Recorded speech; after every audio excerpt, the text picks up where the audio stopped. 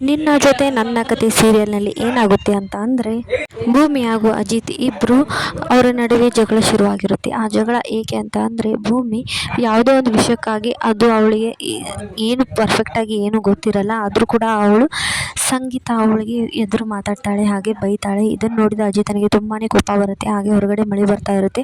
ಭೂಮಿನ ಅಲ್ಲಿ ಹೇಳ್ಕೊಂಬಂದ್ಬಿಟ್ಟು, ನೀನು ನಮ್ಮ ಅಮ್ಮನಿಗೆ ಈ ರೀತಿ ಮಾತಾಡ್ತಿದ್ದೀಯಾ ಅಂದರೆ, ನಿನಗೆ ನನಗೆ ಇದ್ದ ಸಂಬಂಧ ಇಲ್ಲಿಗೆ ಮುಗೀತು. ನಾನು ನೀನು ತುಂಬಾ ಇಷ್ಟಪಡ್ತಾ ಇದ್ದೆ, ನಿನ್ನನ್ನು ಬಿಟ್ಕೊಡ್ಬಾರ್ದು ಅಂತ ಕೂಡ ಅಂದ್ಕೊಂಡಿದ್ದೆ. ಆದರೆ ನೀನು ಅಮ್ಮನಿಗೆ ಈ ರೀತಿ ಮಾಡೋದನ್ನು ನೋಡಿದ್ರೆ ನನಗೆ ನೀನು ಒಂದು ಕ್ಷಣ ಕೂಡ ನೀನು ಮುಖ ತೋರಿಸ್ಬೇಡ, ಸತ್ರು ಕೂಡ ನನಗೆ ನಿನ್ನ ಮುಖ ತೋರಿಸ್ಬೇಡ, ಹೊರಟೋಗು ಇಲ್ಲಿಂದ, ನನ್ನ ನಿನ್ನ ಸಂಬಂಧ ಇಲ್ಲಿಗೆ ಮುಗಿದು ಹೋಯಿತು ಅಂತ ಅಜಿತ್ ಅವಳಿಗೆ ಬೈತಿರ್ತಾನೆ. ಆಗ ಭೂಮಿ, ಅಲ್ಲ ಸಾಹೇಬ್ರೆ, ಅದು ಏನಾಯಿತು ಅಂತ ಅಂದರೆ ಅಂತ ಹೇಳಕ್ಕೆ ಬರ್ತಾಳೆ. ಆಗ ಅಜಿತ್, ಇಲ್ಲ ನೀನು ಏನು ಹೇಳಬೇಡ, ನಿನ್ನ ಬುದ್ಧಿ ಏನು ಅಂತ ನನಗೆ ಗೊತ್ತಾಗಿತ್ತು, ನೀನು ತುಂಬ ಒಳ್ಳೆಯವಳು ಅಂತ ಅಂದ್ಕೊಂಡಿದ್ದೆ, ಆದರೆ ನೀನು ಈ ರೀತಿ ಮಾಡ್ತೀಯ ಅಂತ ನಾನು ಅಂದ್ಕೊಂಡಿರಲಿಲ್ಲ.